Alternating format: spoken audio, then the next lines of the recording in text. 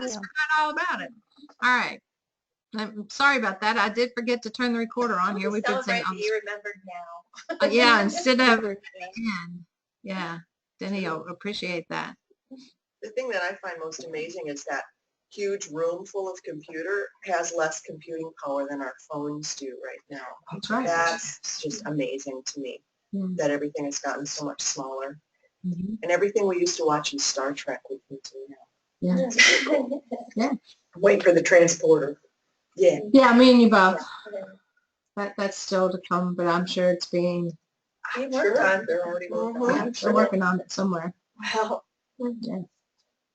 All right. Yeah, that'll be nice. We'll get the class really quick then. Like Harry Potter when Hermione had the time travel. Yeah. Yeah. I want one of those too. Mm-hmm. Oh. All right. So what we're really looking at, we're looking at all of that, but we're also going to be looking at how we can look at the Bible and the 7 days of the creation story in a creative process. What does it mean metaphysically? And how is that manifesting our world?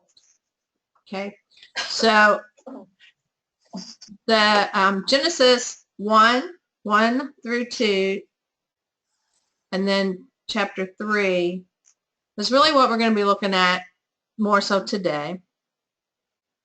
And then we'll look at the 7 steps of the creative process. I'll go ahead and we'll go through Genesis 1 a little bit, just through the first day today. And then we'll look at what the 7 steps of the creative process are today. And then tomorrow we'll look at day 2, 3, and 4, I think is the way it has it set up. And then on Wednesday we'll do 5 and 6 or something like that. It's all in there. But we're going to follow this. Excuse me? Will there be a way for us to get copies of these slides? I've noticed I can't like copy and paste from the screen. Yes, what'll happen is that's why I'm recording it. Wonderful. When I get done with this class, I will convert it to an MP4 and I will email it to you guys. MP4. I didn't know those. And so you'll hear us talking, you'll see the slides, but we don't see each other. Okay? Yay, I don't have to look at myself. I like that. And then we're in the process of changing over our website to a mobile template. And one of the things that and that's going to happen this month. And then I have to get with the programmer who's a volunteer for us and the one each so that we make sure that this all gets on our new website.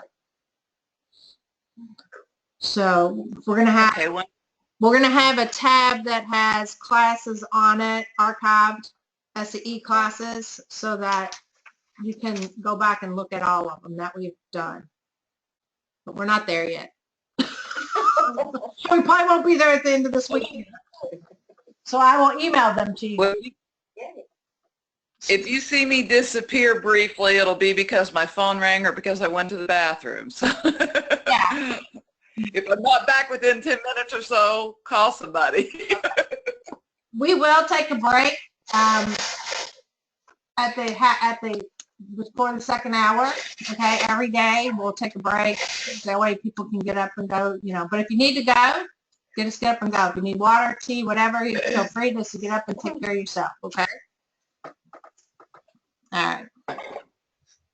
So our objectives for this class is to explain the biblical creation stories, have background and historical perspective.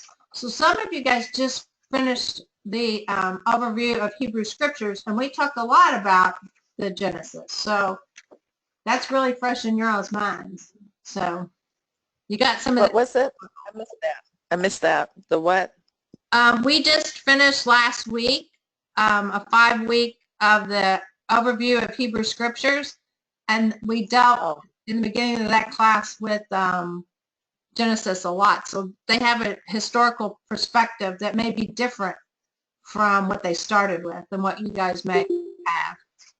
I noticed okay. on That's- our screen here that when you didn't hear her, it said audio connection reduced. So it does that ballot. Holler if you can't hear. Yeah, Okay. there's a lot of wind, Yeah. and I think that the storms and stuff are creating some static with our Wi-Fi. We could have power. Valerie, I just want to share now that you brought that up. We have storms too, and I've been losing power. So if I'm off, I'll be right back on Okay. as soon as I can. Yeah, that's one. Valerie, Yeah. when I mute or unmute my mic, it doesn't interrupt or announce anything, does it? No, it just, no. Okay, because I'll probably do it as needed. Yeah. It helps to have the mics muted so that we don't get the backbeat, so feedback. Yeah. Apparently the night that we had all the winds here and it was crazy, there was a police car stolen with a suspect in back. Oh no! An ambulance was stolen during the run when the paramedics went in to check on the person. So it was crazy. Yeah. The weather is crazy. All right. So then the second thing we're going to do, our second objective, is to identify the 7 steps of the creative process and explain it metaphysically. And then the third thing is to use the creative process to resolve a challenge and manifest a divine idea. So the third thing will be your creative process. So you're going to take a challenge that you currently have in your life and manifest a divine idea. Okay, that'll be your homework assignment, your final assignment. Okay. And it's on your syllabi.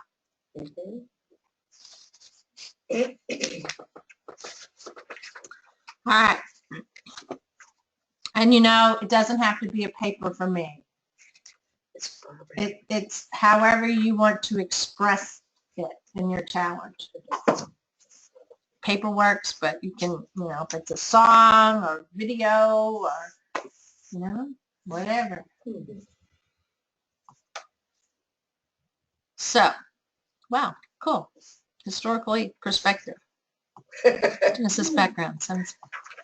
Oh, wait a minute. No, don't even tell me this is. Did it not save your presentation? Slow connect. Oh, there's other people here to get the door though, right? All right, yep. I'll be right back. Let's take a break. Okay. That sounds like a plan. Get up, move right. Oh, I'm sorry. Sorry, it was not that one. I'm sorry, did I step on your toe? No, but I could have tripped you. What's that cord cat?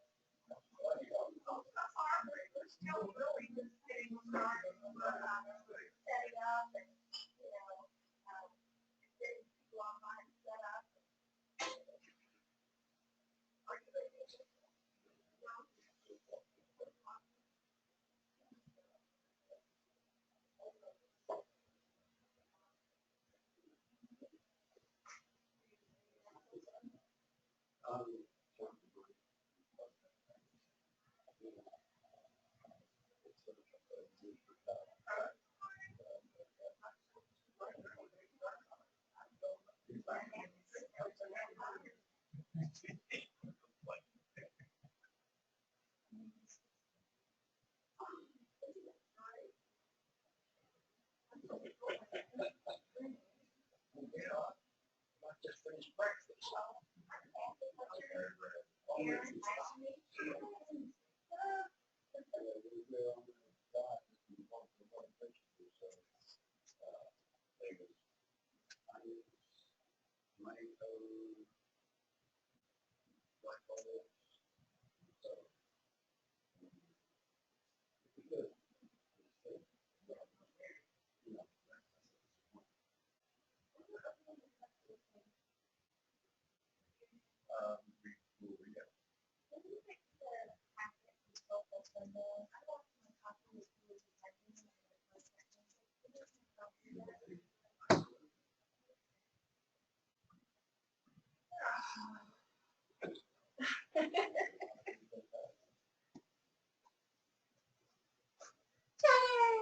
I love your nail polish.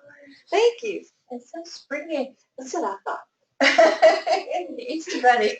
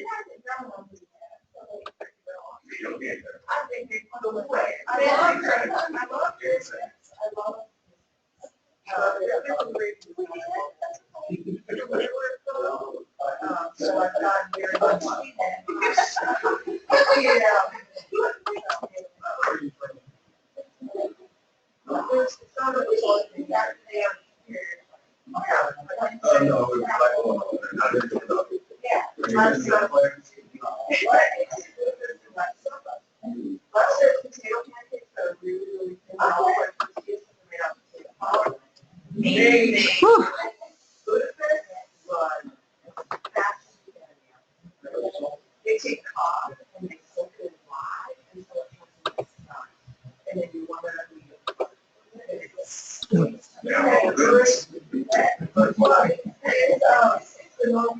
So I'm going to start recording again. Okay, so just so that you guys know, Oh, you got words now. I do have words, and look, it's even in color. I use Dropbox in the cloud because I move around from different places all the time. And this morning, you know, I knew I was going to use this computer here, and I had uploaded everything as I created them last night, so I thought. But this morning it came to me and this said, take your computer. And I'm like, I don't want to carry my computer with me because I'm going to use a computer at work because I like to argue with spirit and guidance a lot. And it just said, take your computer. I'm like, okay, fine. I'm taking my computer. And I did. And it was a good thing because my PowerPoint did not upload last night. Oh no. So it was on my computer and I was able to back it up, and so there you go. So always listen, don't argue with that guidance. Isn't that part of the creative process? It is part of the creative process. Oh, Jenny. Wow. So just know that. Donna, are you and Karen back? For some reason, I have lost you guys on our... I'm here. Okay. I have lost us. I see Karen and I see you. All right. We're good then. So now that I have my PowerPoint back, so we're going to review the syllabi. Does anybody have any questions about it? It's pretty self-explanatory. It is, you know, because we do these for credit through Unity Institute, they pretty much tell us how they want us to teach the classes, and then we get to be creative within that process. I want to know what parking lot. What are we going to do in the parking lot? Okay, so parking lot is the whiteboard, and if we have any things that we want to, you know, get into more detail about, we might park it. on the parking lot, in the parking lot That's cool. at that point and come back to it later. Or if, you know, something comes up really, so you guys feel free to write on the whiteboard anything that comes up for you in the moment. And then, you know, we'll look at it, we'll talk about it later. And you guys can email me anything online that, you know, comes up for you guys that you want to talk about that we may not have gotten into. Okay? Donna Also, and if we Karen? have an emergency, the parking lot over there, the literal parking lot over there is our gathering point. We need to Okay. look up again. That's true. One point to note, Donna and Karen, is that if you do bring up something very interesting, as the rest of us have learned in this class, Valerie is likely to say, that's really interesting. Why don't you research that and get back to us? So be careful. Thank you. I appreciate that advice. Carly, you're not supposed to give away all my tricks of the trade.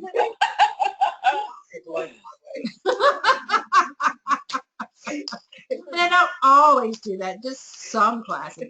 You know, in those classes where I can't get anybody to really talk and participate, then that's typically the way I'll do it. So if you're taking it for online credit, I did hand out the papers. I will email you to the instructions on how to, oh look, they're back. How to,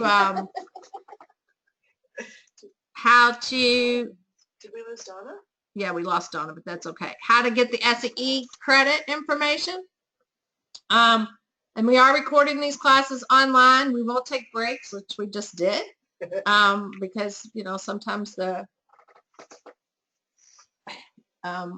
mentor doesn't know what she's doing, or Spirit decides to do something different. Okay, so we went through this part. So, historically perspective, our historical, should say historical perspective. Bible is the history of man. It's the living word. It contains 66 books, which are written in allegory, prophecy, epistle, parable, and poetry. What else? What else historically do we know about the Bible? It wasn't necessarily written by the person whose name is on the book. Okay. Right. It was written long after this all happened. Okay. So it's through whoever lends is writing. Yeah. Started out as an oral history and then got written down when language came to the point where you could write. Okay. It's written in other languages. It didn't come down to us in English exactly as it is in this physical form today. It's been translated and handed down. Okay. And books have been added and books have been taken out and rearranged. And Mm-hmm. the Old Testament we refer to as the Old Testament, but the Jewish people refer to it as the Hebrew Scriptures. Right. Uh-huh. So Very influenced by politics and who was in power at the time. very good. There's a lot of it missing. A lot of them. There's a lot of it missing that never made the cut and got lost along the way and translated wrong. So. Right.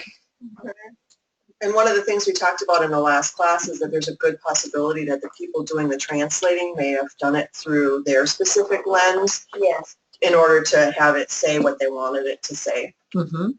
or to influence that. The different sources, like the Mhm. P source and Q source and what's the other one? J. And J. Mm-hmm. Mm-hmm. Yeah. Right. Anything else anybody wants to add? Historic perspective? The Hebrew Scriptures were never intended to be read literally by the audience that they were originally written for. Okay.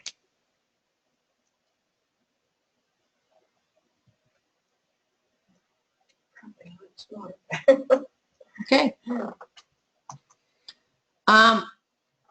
So the creation story that we're going to look at today is an allegory explaining what takes place in the mind of each individual in the unfoldment from idea to manifestation. So that's what we're going, that's how we're going to, that's the lens we're going to be looking at it for today and for this week, for this class. We're going to look at the creation story as an allegory explaining what takes place in the mind of each individual in the unfoldment from idea to manifestation. And I'll print Are you you guys. gonna? I'm going to give you guys a hand this printout. out? Okay, good. Yes, My hand thanks you. the Just- printing. Just because I wasn't completely sure, an allegory is a symbolic representation of truth. Yes. Mm-hmm. So we have a symbolic representation of truth, which explains what takes place in the mind of each individual in the unfoldment from idea to manifestation. It also can be collectively raised consciousness from idea to manifestation. But we're going to look at it from the point of view of an individual.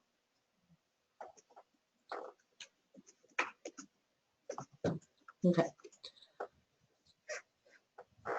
I have this wrong on all the slides, historical perspective. It teaches us how to develop the principle of being the spirit.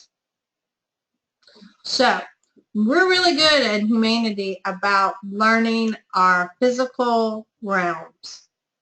We're born into this physical body and we're taught how to function within the physical realms.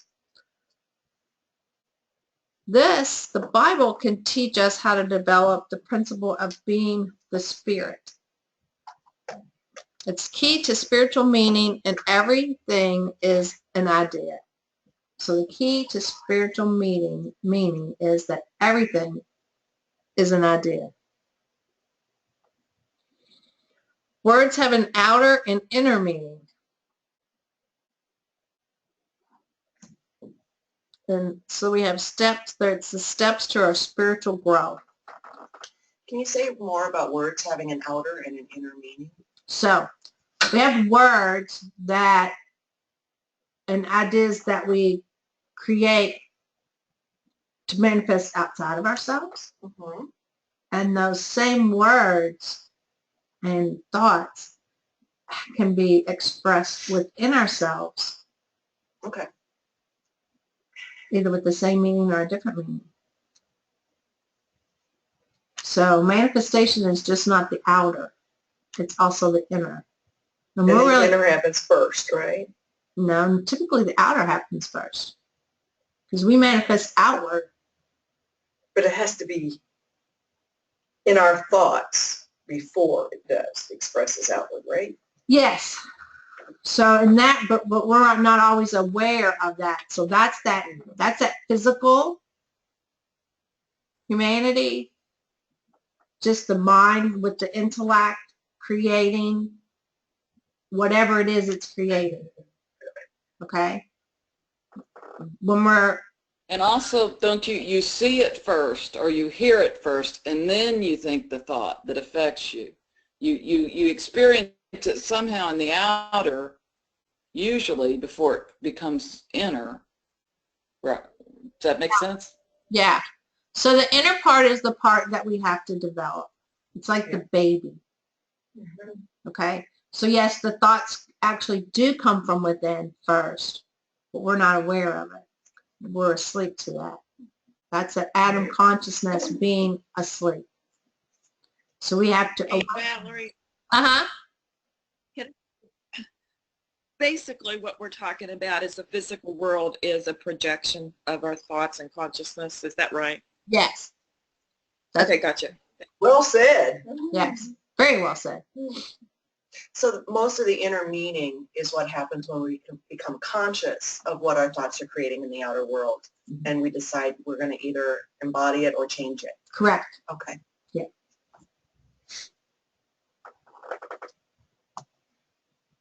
So Genesis, the key to the unfoldment of the ideas implanted in man from the beginning.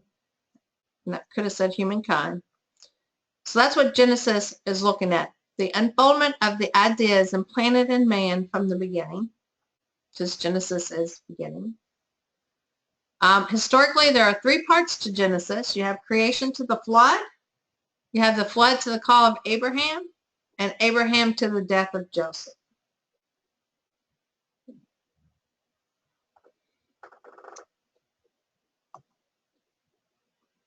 Okay, so in the creation story, days represent periods of development or mind or degrees of mind unfoldment. So for each of the 7 days That is the unfoldment of our mind. Okay, in the creative process. Numbers are connected with faculties or ideas in divine mind. Okay, so the 12 sons of Jacob, the 12 disciples, however you want to look at it, it's the 12 faculties, which at Unity's perspective, Charles calls the 12 powers. Well, actually, he called them the 12 faculties of power. And then darkness is the human consciousness unaware of wisdom.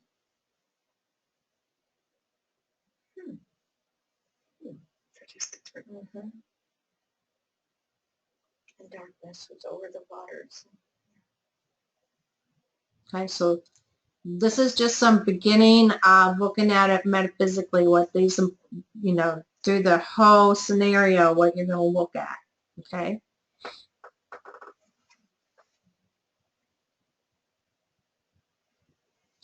Karen said development or degrees can be, okay, I just lost that, where to go.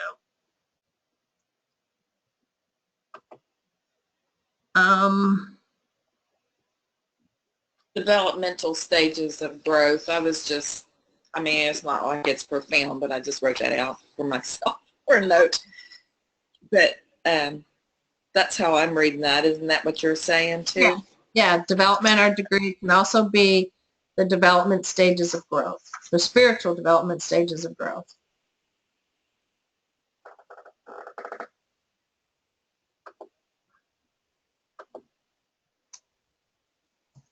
Okay. So in the creation story, we have 3 characteristics, and each of those characteristics becomes the threefold being, which is also the Trinity in the Bible. So if you look across, you have absolute ideas in divine mind,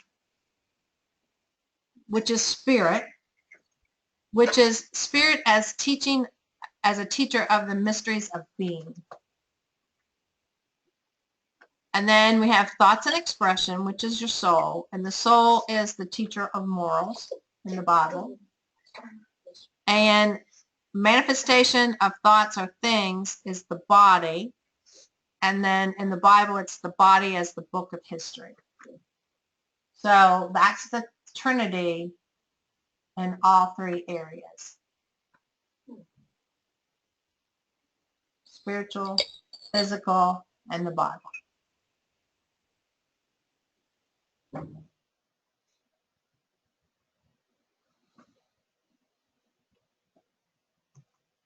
Okay, so who wants to read the first day? I will. Genesis 1, 6 days of creation and the Sabbath. In the beginning, when God created the heavens and the earth was a formless void, and darkness covered the face of the deep, while a wind from God swept over the face of the waters. Then God said, "Let there be light," and there was light. And God saw that the light was good, and God separated the light from the darkness. God called the light day, and the darkness he called night. And there was evening, and there was morning, the first day. Okay. So what does this mean?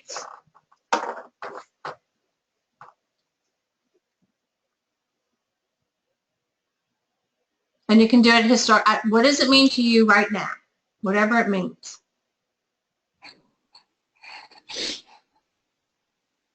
The beginning of what we know of what is. Okay. The awareness of knowledge Okay. or wisdom, Okay. the awareness of it. All right. Seems like I remember reading somewhere that instead of being a wind from God, it was God's breath. Okay. Depends on the translation. Yeah. Right. Yeah. You know, just so many of the readings and the studies that I've done, breath is so strongly correlated to life. Mm-hmm. So it would be, you know, God breathing life. Okay. I see it as what happens every day. When we wake up, we come into a conscious awareness, and hopefully we're consciously aware of our divine nature. That separates our confusion mind from the non-confusion and from clarity, and we're able to experience a goodness. Yeah. Historically, I always looked at this as an explanation of the Big Bang Theory. God said, let there be light, bang, and it all started. Okay. That's the way I used to explain it when I was in the Missouri Synod Lutheran College, and we couldn't teach evolution. Mhm. You know, this is kind of how I bridged that gap between God created everything and the scientific. Wasn't accepted very well, but that's the way I've looked at it. Was this is one way of, you know, historically of interpreting the actual beginning of the universe. It's not metaphysical necessarily, because this, you know, metaphysically this refers to, like everyone has said, what happens to me every day when I wake up and I decide if I'm going to live in the light or live in the darkness. Right. Yeah. And we're all at different stages during it. Right. You know, we're all at different stages. Even in a moment, you know, we can go from darkness to light to back to darkness again. There's no right or wrong in it. It's just where we're functioning at that time. So it is about conscious evolution. What I really like about that, going back and forth from light to darkness, is that it's all good. Right. You know, just because you're living in the darkness for a moment doesn't mean that it's not a good thing, because my experience is that most of my growth has come out of the darkness, not the light. Yeah. So it's really nice to be able to say it's all good. Right. Even if it doesn't. Does anybody else find that that when you go back and forth, when you do have that transition, the darkness gets darker and then the lightness gets lighter? It seems like every time. Does that make any sense? Yes. Sometimes it goes the other way for a while before it gets better. Yeah. I mean, you can be in the darkness for a while and it can get really dark. And then when you can come into the light and experience, and it becomes very much awakening, and you can get totally immersed in that, as you said. So it goes back and forth as we grow. Yeah, and each time it seems like it's darker than it was before in the darkness, and then it's lighter than it was before in the lightness. And I don't know if that's because it's just been a while since you've been there, or it actually does go deeper each time. Yeah, it can be that, whatever your experience is. I've noticed this a lot recently. After 9/11, when a friend of mine was killed in the World Trade Center, I purposely took a conscious break from media. I couldn't have that input. I couldn't deal with that energy. And the person I've been living with the last few months is a news. That's great. How that happened. Coming back in, and I find myself like, he's a Bernie Sanders fan, but he watches the other inputs just to have all sides of the story and to know what other people think, and he's very open-minded that way. And so I'll be watching this, this person from, like, say, for example, the Trump campaign and what they're saying, and I'll find myself getting invested and, like, upset and wanting to talk back to them on the television. And it's like, no, I want to be loved and joy and peace in the world. And so, like, it's been so conscious for me more and more the last few months, just like that tug back and forth and being conscious of it. And I'm like, well, I'm just glad that I am conscious of it right now, even if it is a lot more work being around that energy. Yeah. And I had shared a post and made a comment on Facebook how Trump is actually offering us a gift. Oh, yeah. Because he is bringing things into the light that Yeah. we may otherwise, suppress and what within ourselves and within our society. And my son replied back, "Are you joking?" I said, "No, I'm totally serious." Because without that, because like you said, I mean, if you weren't exposed to that, Yeah. then it wouldn't, you wouldn't have that opportunity. I'm growing muscles to see at that. Right, By you're growing practicing this. muscles by practicing. That's something that we have to grow that.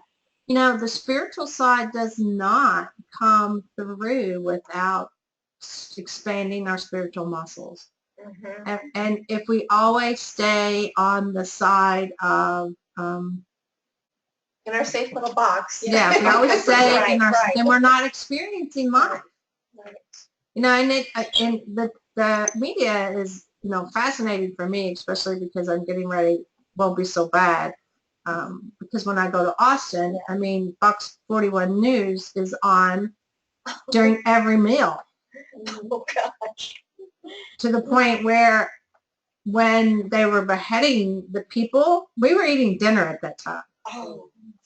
And it takes a lot. So that's when I really started to work at praying and just sending it through the TV to all those people in that area of the world, and just knowing that, if those visual waves can come to me like that, then I know my heart waves can go out to others in that same time.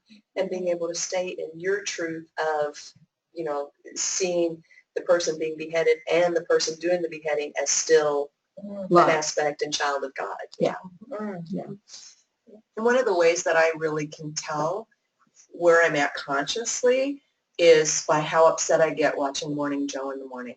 If I can watch it and it doesn't disturb my peace, I know that I'm in a really good place. Mm-hmm. If I'm screaming back at the television, which sometimes happens, then I know that I have work to do. So it's like driving in rush hour traffic. You kind of know, depending on your hairdresser, where you're at. Right. Yeah.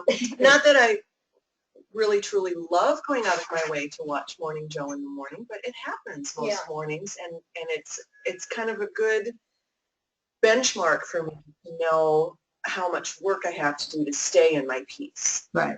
Yeah. We have a TV. We have a TV in every bedroom. Oh, and Mike wanted to put a TV over the fireplace in the front room, and I said, "Oh, but honey, then where are we going to put my grandma's mirror?" Yeah. And so he went, "Oh, right." So that is where I spend a whole lot of my time. Because it's the one room that doesn't have a TV. Now, the one in our room isn't on very much, but it's still there. Yeah. We have one, and for years we did not have one in the living room until my mother moved in with us. And then she was used to watching TV in the living room. And then after she moved out, my husband's mother moved in with us.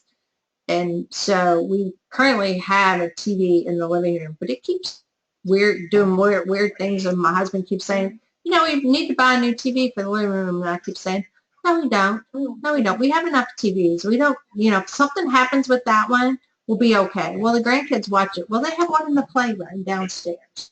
So I'm just waiting for this TV to go kaplonk so I can get back to my sacred space. But probably your energy doing that. I was going to say, you just need to spend more time with it like you do with your computer. There is a good series, though, that started last night on the National Geographic Channel with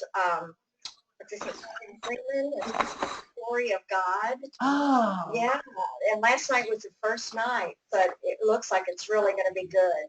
The different countries and interviewing different religious leaders and finding that'd be out a about good thing. different, It's National Geographic Channel? National Geographic Channel. Yeah. Do you remember what time it's on? It's on at 9 o'clock 9 o'clock. on Sunday nights. All right. Mhm. Oh, it's just on Sunday. So Yeah, but you could, record it. And, I wonder, sometimes though, since we missed the first one, I'm wondering, anyway, I'll figure it out. yeah. You might be able Cool. to download it. I don't know. Yeah.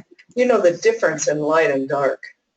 I was really impacted by a piece on 60 Minutes last night about how German prisons are so I saw different that. from Yeah. our prisons.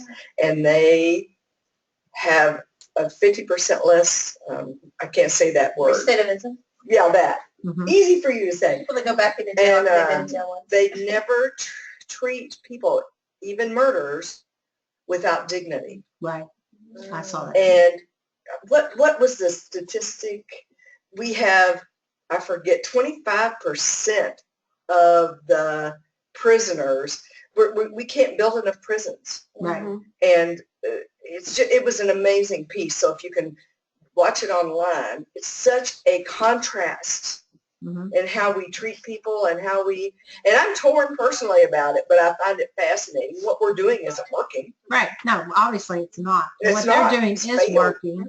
Yes. So, What And a they've been doing change. it for 40, 50, 60 years. Yeah. It wasn't just all of a sudden Yes. recently. They've been doing it for a long time. It's like part of their culture. It's just different. well, yeah, after World War II, Yeah. they had a real shift in consciousness Yes. there on the way how people were treated. It's part of their constitution, yes, it which is part of their amazing. Constitution. Yes. Human dignity. Wow. It's required Yeah. in all things. So cool. So what a difference. Yeah.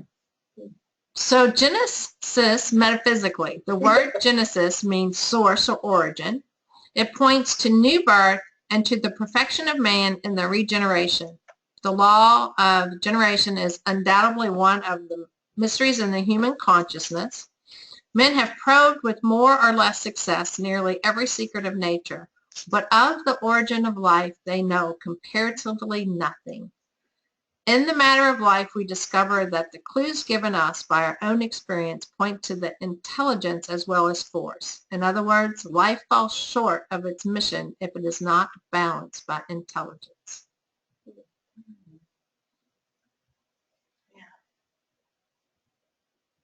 Now, they are trying to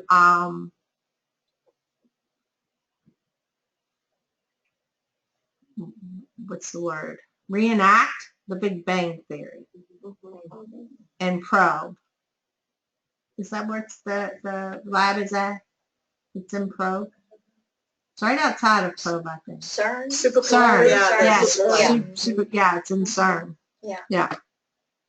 So that's pretty interesting. So if you've never watched any of the videos that they have from CERN, you probably should, because it's pretty cool. Is that the same theory in the same place they did the atom smashing Yes. Yeah. back in the 90s? Okay. Well, they're still doing it. Only thing now, it's a lot different. They've actually really gotten it down. Yeah, I know they were looking for that final particle that they see in the universe, but they can't identify. Yeah. And I always thought, wouldn't it be cool if that was just love? Yeah, they Wouldn't found the that be God cool? particle. They've actually found it now. Yeah. They found the God particle. The God particle. Yeah. Well, it is love, though. I'm amazed at how many acres that big, Oh. what do they call it?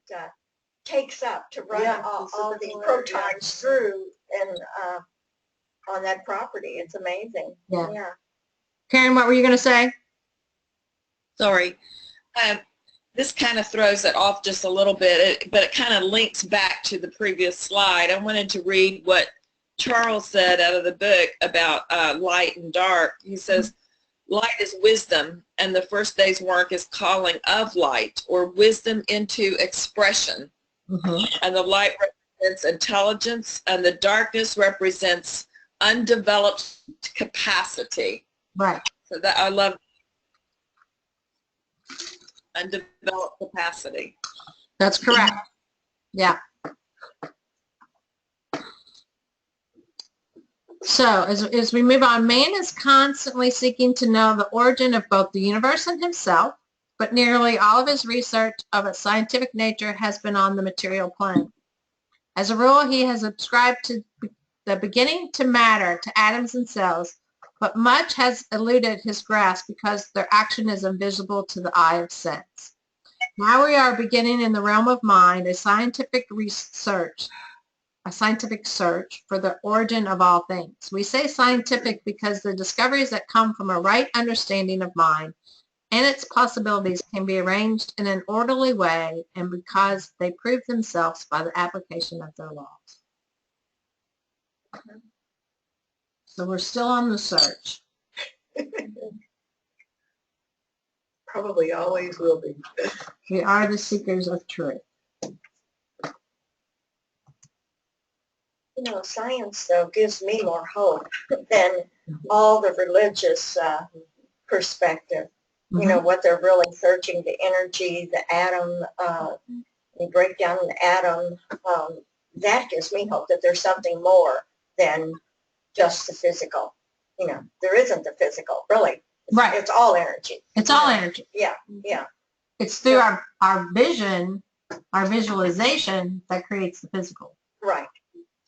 Did you see, it was on a TED Talk, and I haven't pulled up the whole thing. I was just listening. They do a TED Talk hour on NPR.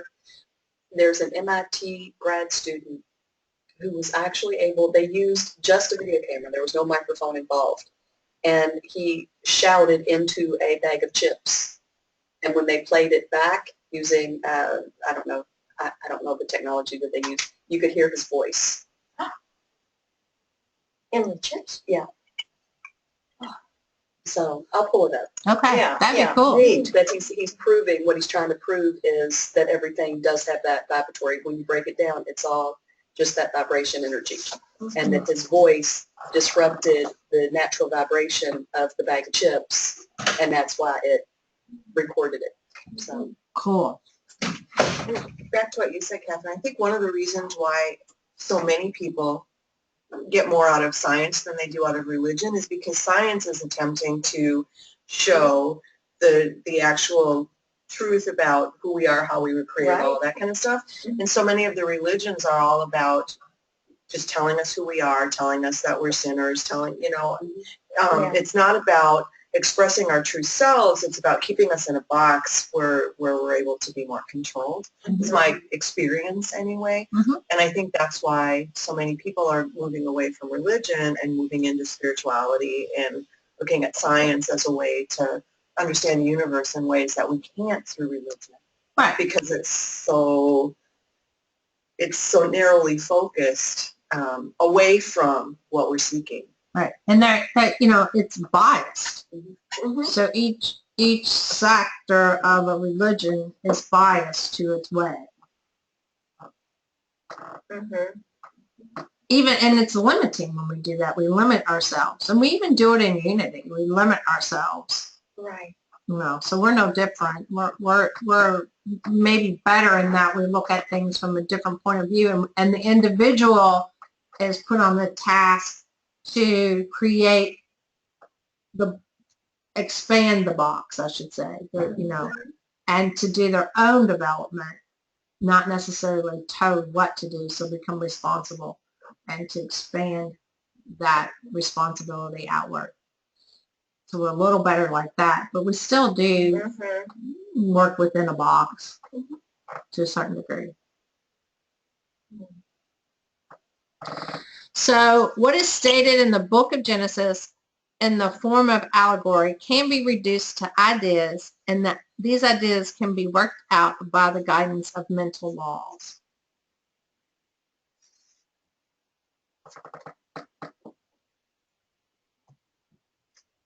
Okay, so on the first day, earth, which is the consciousness, waste and void, light, which is wisdom, illumination, or intelligence.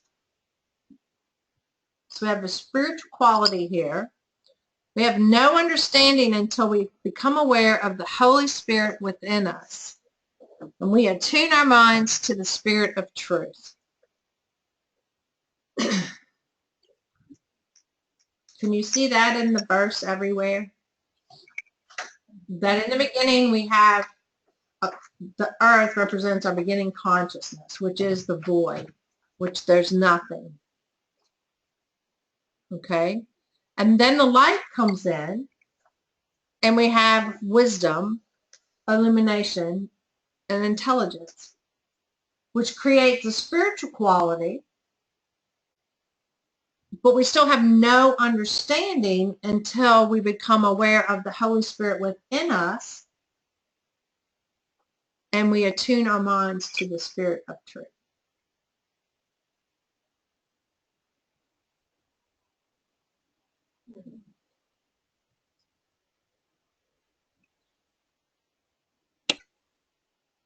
Where does this come from? Is it Charles Fillmore? Yeah. Okay, because the word Holy Spirit, I mean, I don't see that too often now. You know, it's Yeah. divine Mind. mind or something, yeah. It either came out of metaphysics or it came out of Let There Be Light. It could be Elizabeth. I can't remember which one I got it out of. Fillmore didn't use the word Holy Spirit, but So it's, you know, yeah, he didn't use that word, but he definitely talked about, and I guess, well, no, I didn't want to get ahead of ourselves because I'm really, and I don't, I'm still working through what I believe about this idea of a God, and I don't believe in a person God. Mhm. So a God that creates just, I mean, you don't know how long I've sat and meditated on that one word. So I can't, I have to shift it out of that language for myself. So it's the nature of it's the nature of mind. It's the nature of our consciousness. right. That we are creative, and that's what we do is create. Yeah. So, but I definitely get that, you know, we don't become conscious, awake, aware until we become aware of the Spirit within, or the Holy Spirit by yourself. That's my own little struggle with that. It's okay. You know, and the God is absolute. So, you know, those words are interchangeable. Absolute, God, Right. divine mind. I didn't, Valerie, I didn't hear Excuse me? God or what was the other word? Absolute. So everything. Absolute? Yeah. Oh, okay. So a lot of times in unity we'll say that God is absolute, which includes everything. Yeah. And Thanks. then when we break it down, that in the Holy Spirit, to me, is that inner light that kind of flicks on. You know, it's that light switch that we become awake. So we start becoming awake of in our conscious thinking. And we can only build that through our own personal experience of spirit. We can only turn that light on through the expression. I think of it as a God chip, like a GPS chip. And I think some people ignore it and don't turn it on and don't develop that. We all struggle. I don't think that I may be ever able to say that I am God. I feel like that Holy Spirit is my connection with God. So we all struggle on where we are in our path. And you know what? It's okay. It is okay. And I am God. That's good. I'm glad you are.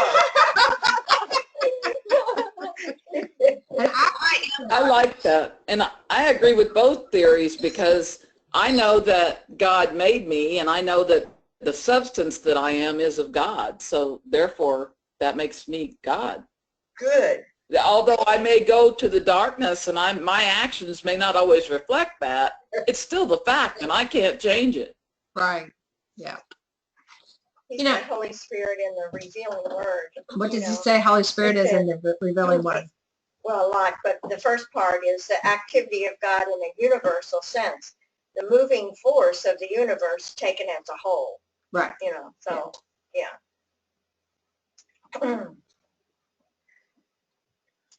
And sometimes I'll use words, Karen, just so you know, that can energize conversations. So thank you.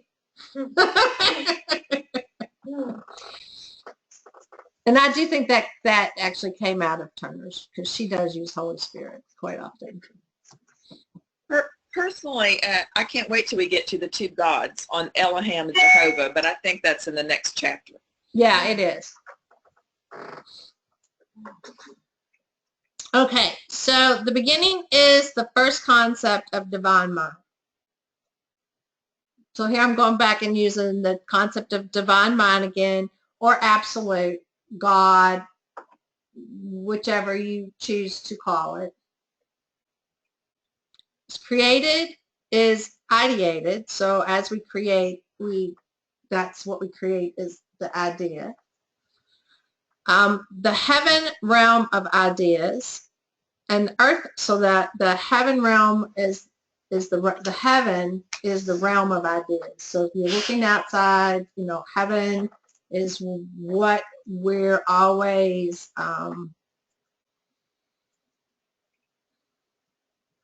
creating in our world. That's what heaven is. Heaven is within us. And then earth is the ideas and expression. So as we express it, that's the earth. So earth is the consciousness. In the beginning, it was void and waste. We weren't aware of it. And as we begin to engage in that consciousness and we express it, it begins to be alive. We manifest it into the living physical world.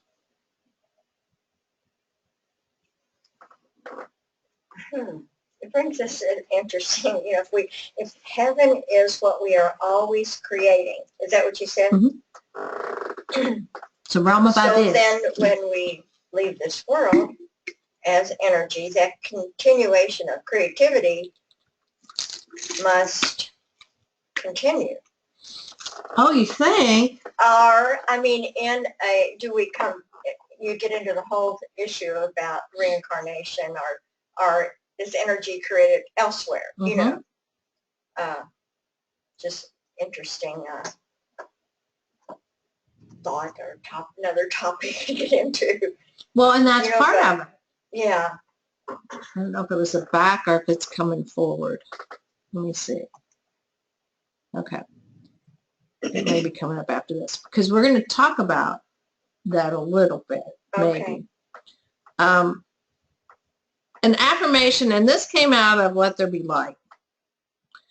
Elizabeth Santurner, suggested that this be an affirmation that we embrace whenever we pick up the Bible. So to affirm before we actually start looking or reading our Bible, to let the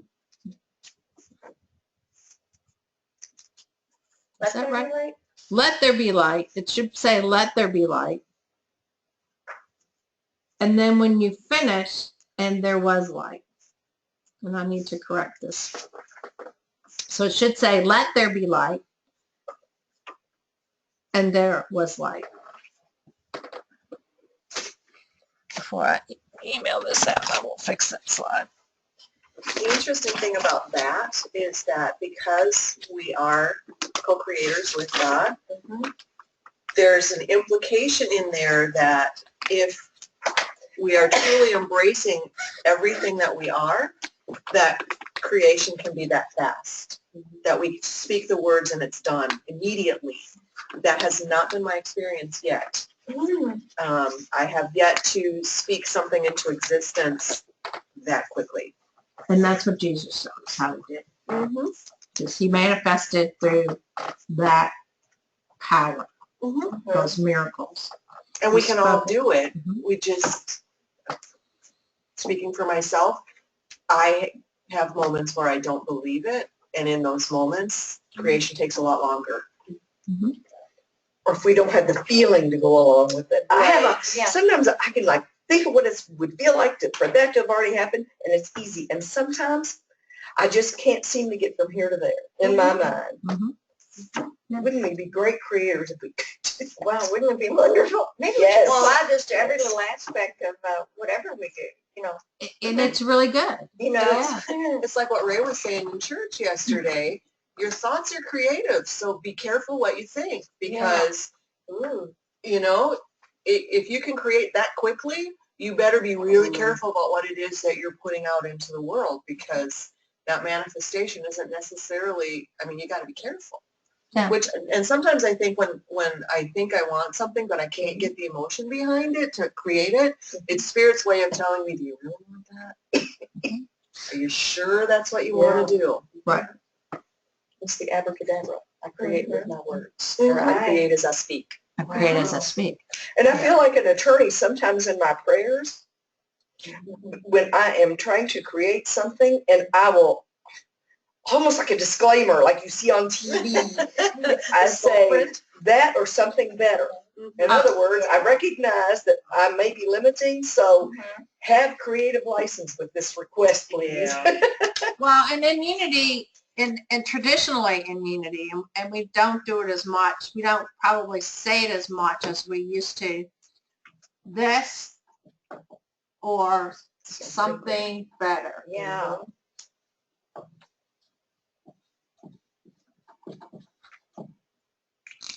That's been a Unity teaching for as long as I've been on this planet.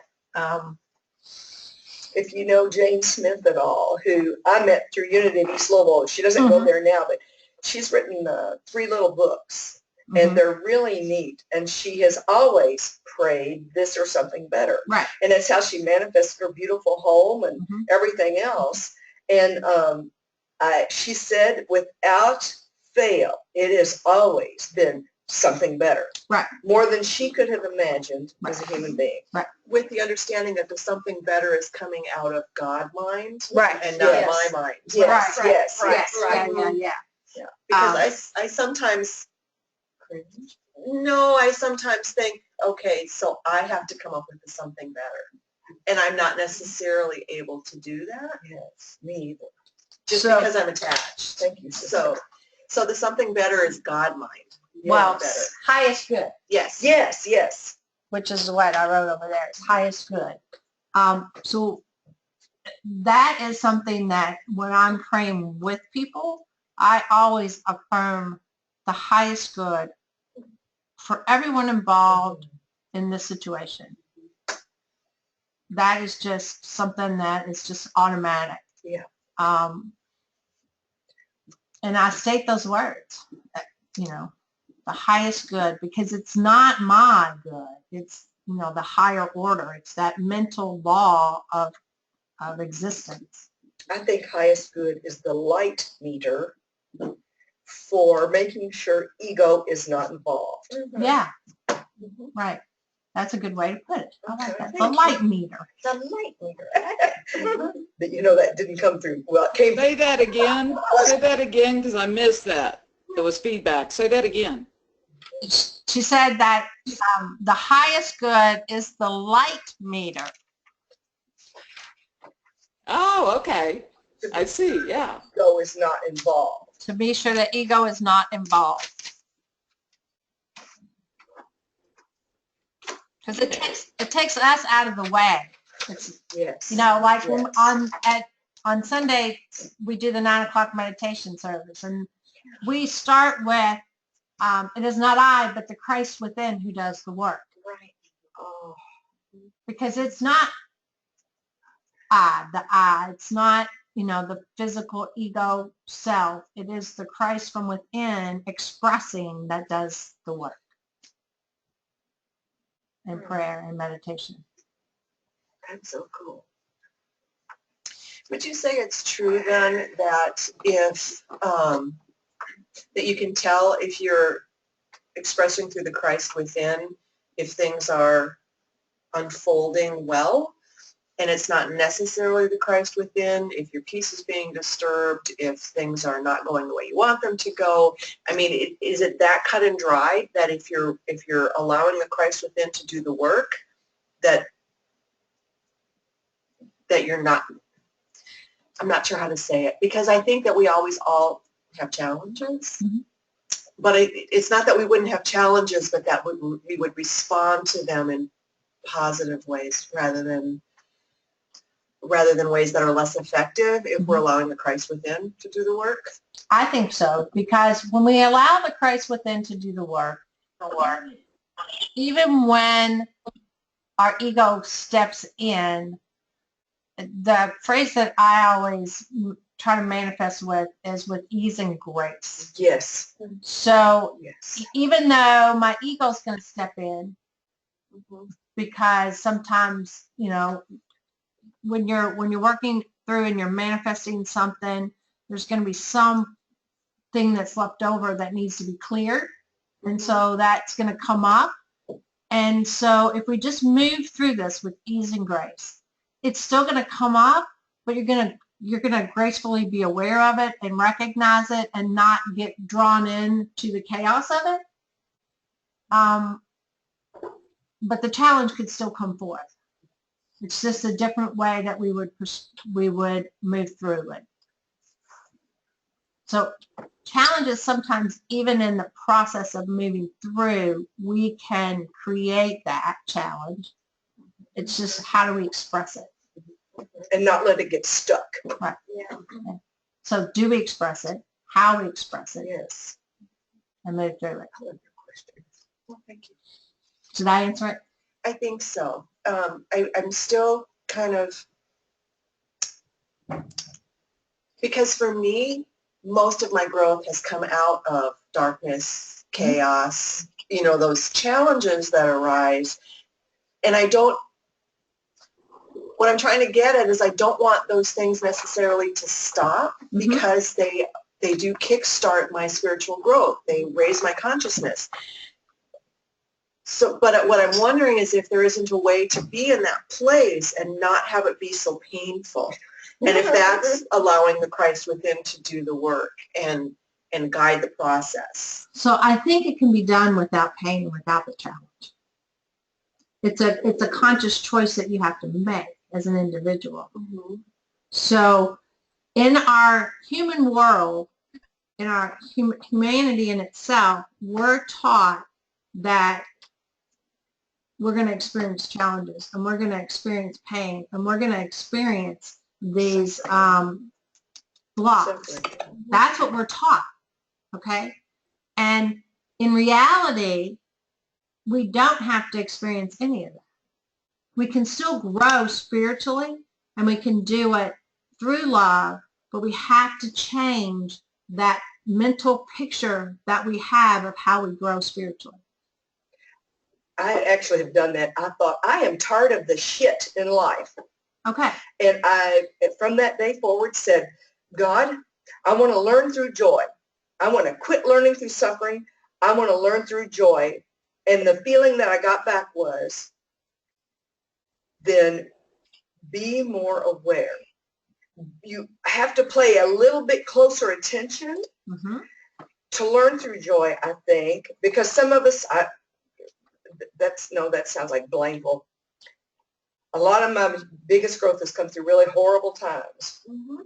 But I'm convinced that if we pay attention and listen to Spirit, we can learn through joy. I mean, these classes are so joyful and so energized. So let me learn that way. I'm tired of the crap in life.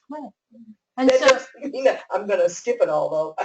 so it is a choice. I really think it is a choice.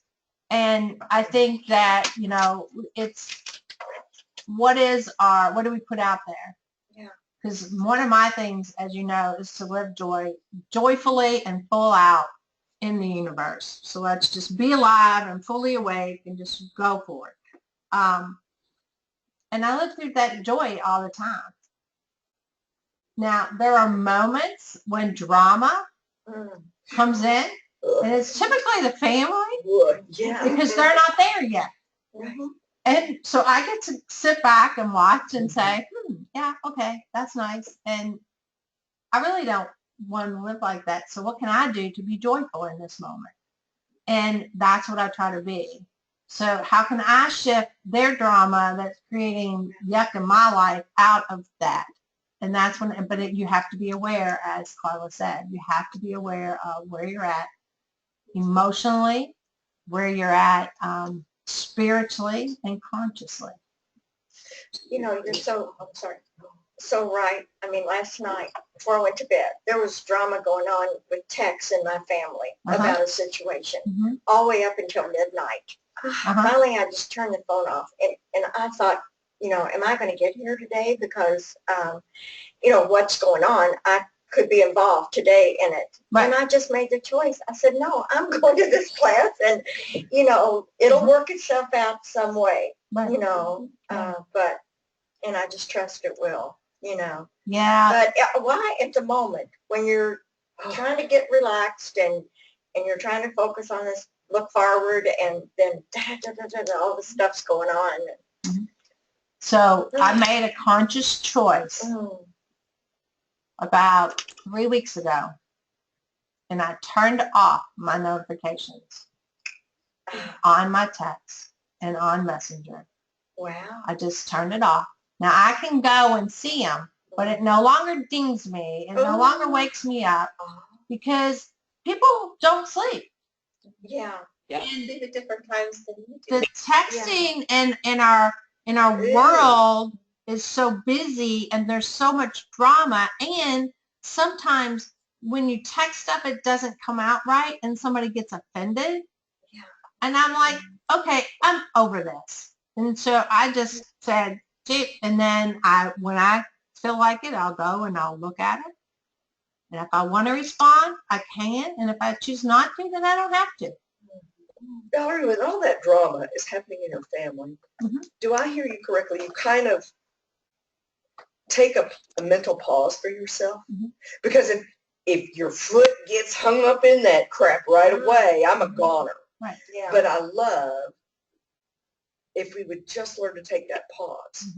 One of the best classes I ever took was the Lazarus effect, or something about Lazarus. Yeah. And I thought that was so smart. Turn away from it. Right. Don't let it consume you to begin with. And then, you know, I mean, we've heard that over and over and over again. We heard that in the 7 Habits of Highly Effective People. Right. Quit being so dang reactive. Right. But boy, that can pull me in. I have to be careful.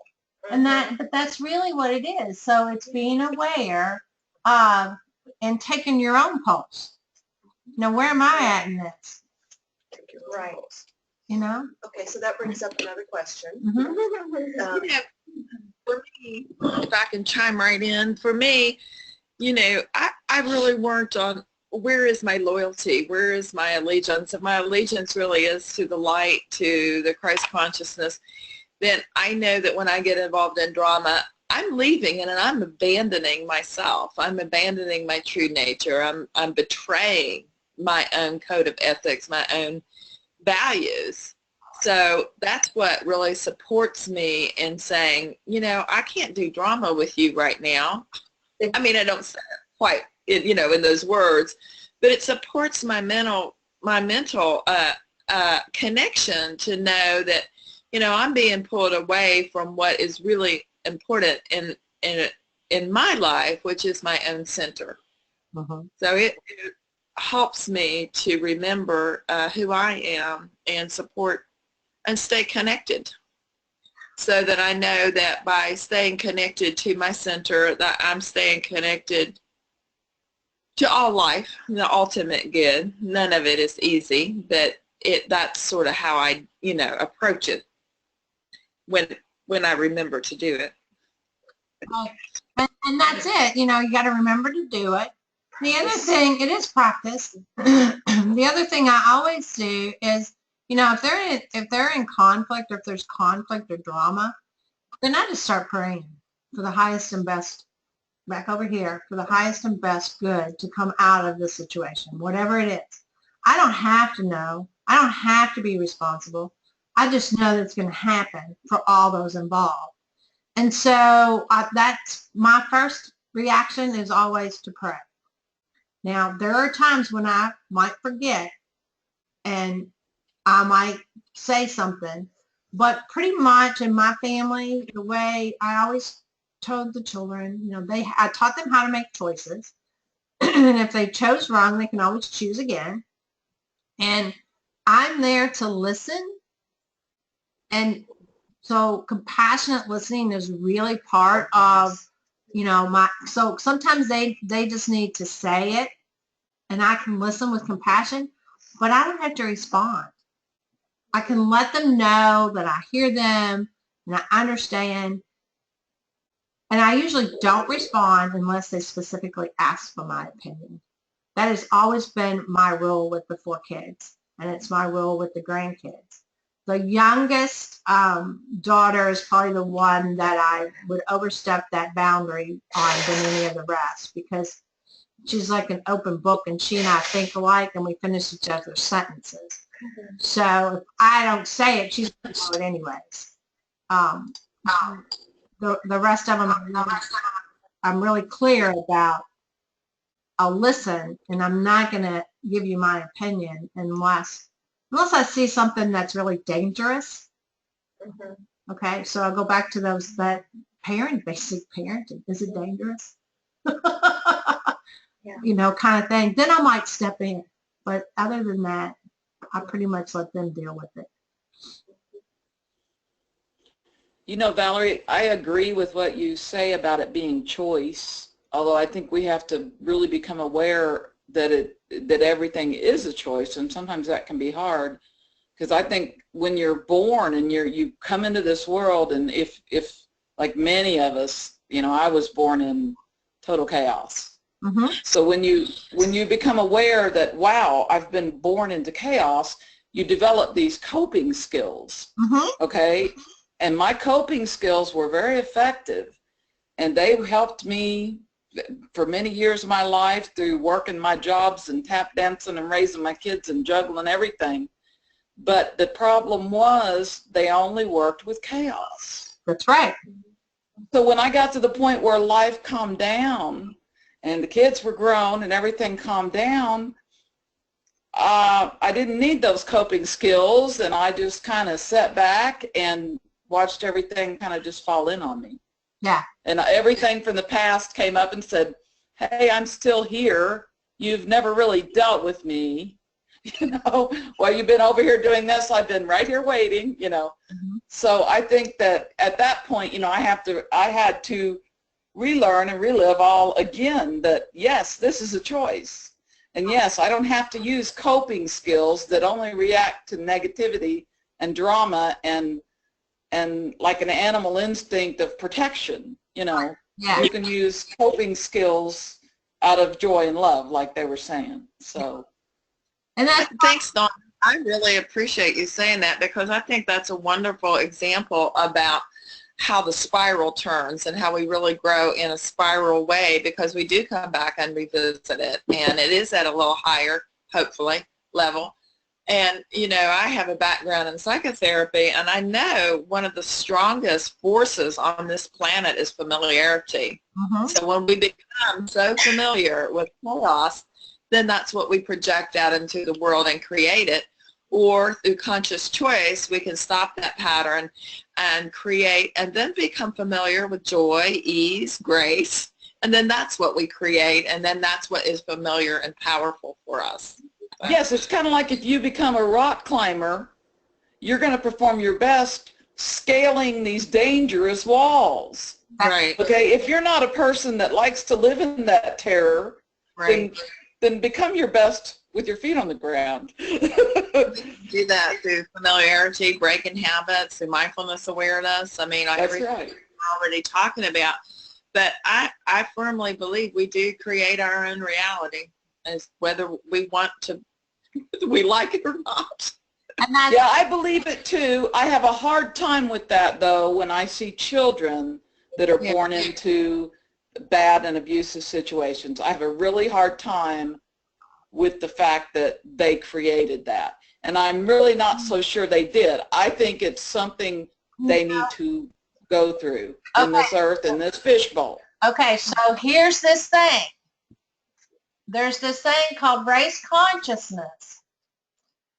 And the belief is maybe not that the child is born into it, but the consciousness of our cultural aspect of who we are as humanity creates that negative environment for the children to experience and express that negative environment.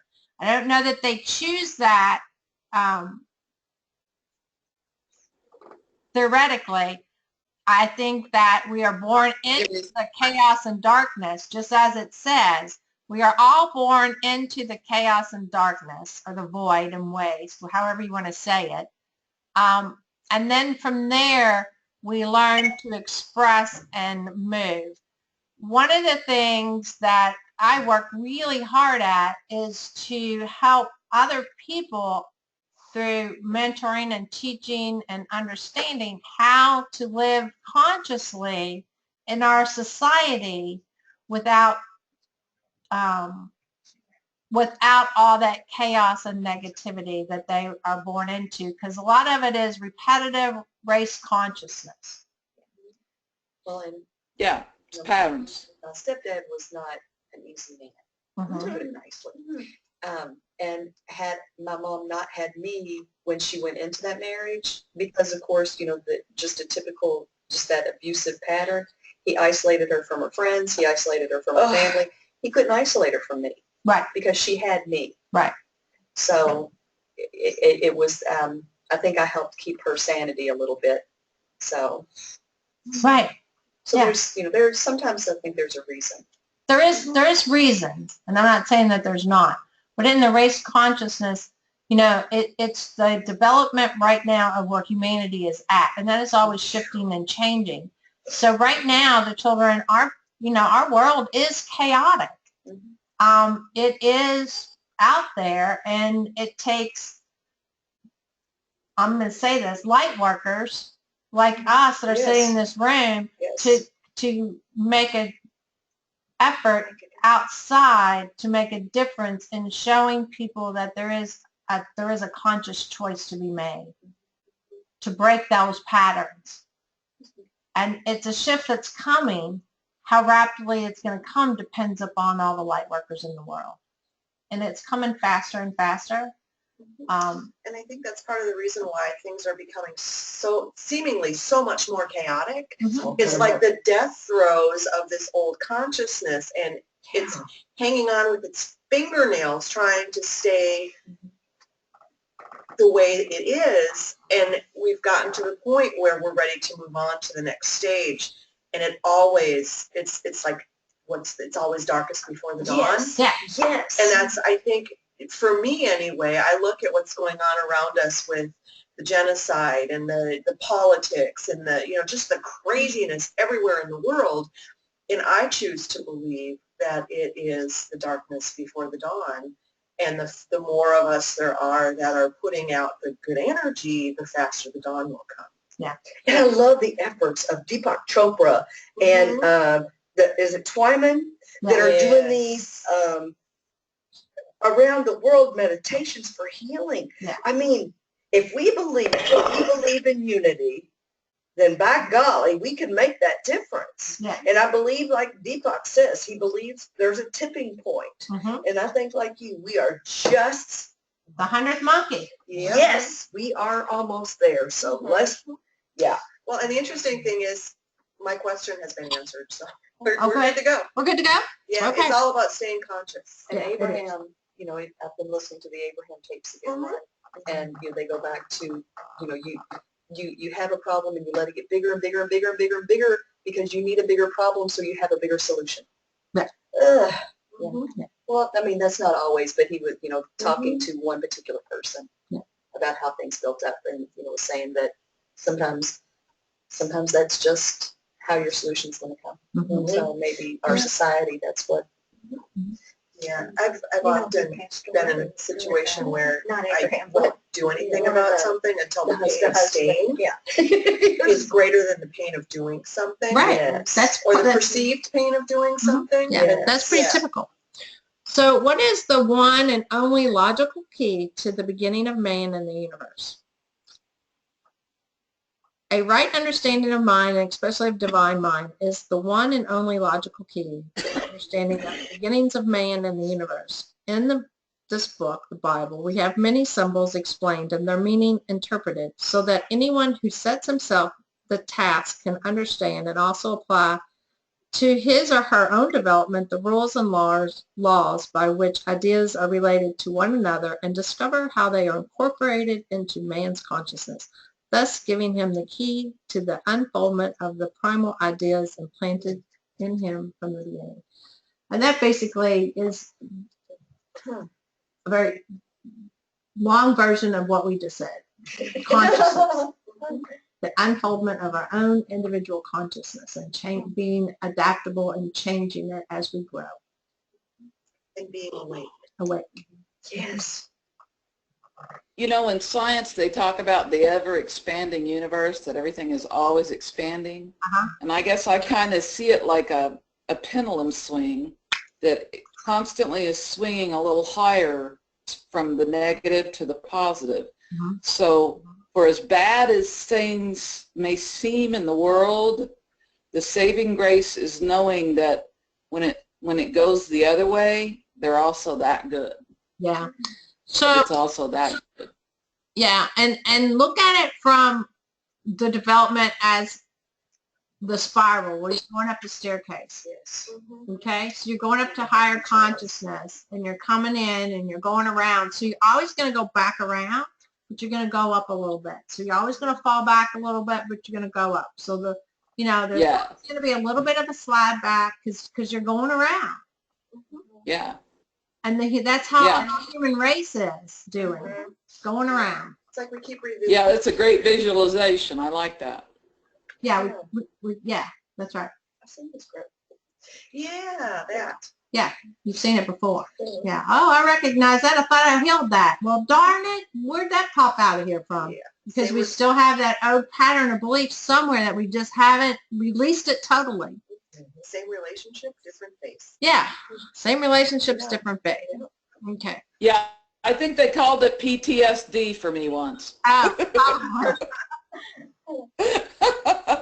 It is found that what is true in the creation of the universe, as allegorically stated in Genesis, is equally true in the unfoldment of man's mind and body, because man is the microcosmetic copy of the grand man of the universe, our divine mind of the universe.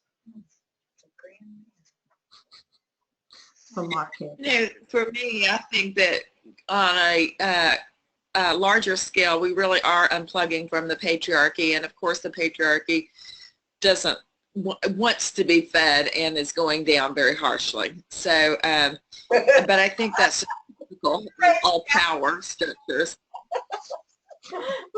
Say that again. And, Raised Catholic by any chance? what? Were you raised Catholic by any chance? No. Patriarch? No. No? Okay. Well, that's a common term that I hear today, is that we're unplugged from the patriarchy. Yeah. And that's just the hierarchy that we've of familiar patterns, not only just male, but our male consciousness, where things have to be accomplished always in an outward, hard, striving way. And so we're learning to do that differently. Right. So yeah, the patriarchy to me is kind of like the collective ego. And Kathy, really, for all Christian religions, we all are. Yeah, that's true. That's true. It's a whole paradigm. It's a whole system of how you see the world, where you value money and power and just all of it. It's not just that, the male is what's valued. There's a whole system of how you see the world, and it's shifting. We're not buying, there's more and more people not buying into that now. Right, which is that shift that we're at that tipping point. We just haven't gotten through it. All right. So what values lie in the chaos and darkness? I think we answered that one pretty much. Yeah, we did, didn't we? See, it was on here. We just hadn't got to it yet. Okay, so Here they are. here they are. We have a few minutes left. We'll really get into this tomorrow. I did want to introduce it. I know, we're almost done. So the 7 steps of creation. So the first one is the light, and we seek guidance for new good, which is faith. The second step is the firmament, which is to affirm the good, which is strength. The land is the visualization, which is imagination. Light by day and night is your understanding, your good, and being willing to accept. So the sun is understanding, the moon is willingness. The fish and fowls, you're going to use judgment, discernment, which is wisdom, or judgment, whichever faculty you use. I think Fillmore actually uses judgment. Then 6 is the creators and humans, which is divine love, investing feeling, which is love. And then the 7th is Sabbath. When it feels done, let it go. Release it. And I do have a handout I'm going to give you guys. Oh, good. All right. So we're going to end here for tonight. There's the handout I'm actually going to give you guys. Cool. So it says where the verses are, what the light is, the power of the mind, the formation of idea, and the functional expression of each one. Awesome. And are there any questions or comments? Great class. Even though it started out. Really enjoyed it. Valerie, I wanted to tell you that I think you said you emailed us something, Donna and I something. I did not get that. So You didn't get the link that I just emailed you? the link, to how to, was it a link? Oh, okay. I was looking for something else. And that's how to go on to Unity.